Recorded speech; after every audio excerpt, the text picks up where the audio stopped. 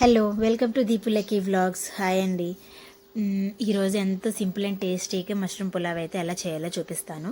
దానికోసం పలావ్ దినుసులు అయితే తీసుకొని అవి కొంచెం ఆయిల్లో వేసి వేగిన తర్వాత మనం త్రీ కప్స్ అయితే రైస్ తీసుకోవాలి.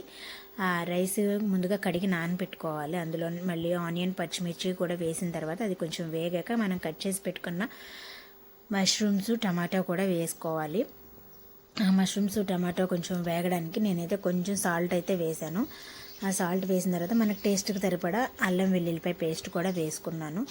దానిలోనే కొంచెం వేగిన తర్వాత కొత్తిమీర వేసాను. కొత్తిమీర పుదీనా కూడా వేసుకోవాలి. నా దగ్గర పుదీనా అవైలబుల్గా లేదు కాబట్టి కొత్తిమీర వేసాను. అలాగే పెరుగు కూడా వేసుకున్నాను. కొంచెం పెరుగు వేసుకోవాలి. అది కొంచెం కర్రీ అనేది మగ్గిన తర్వాత అందులోనే మనం తీసుకున్న 3 కప్స్ రైస్కి వాటర్ అనేది మనం కొలిచి తీసుకోవాలన్నమాట. నేను 5 కప్స్ అయితే వాటర్ పోసాను. అందులోనే కొంచెం టేస్ట్కి సరిపడా సాల్ట్ కూడా వేసాను. కొంచెం 2 పొంగులు రాగానే మనం నానబెట్టుకున్న రైస్ని అయితే వేసుకోవాలి. ఫైనల్గా మష్రూమ్ పులావ్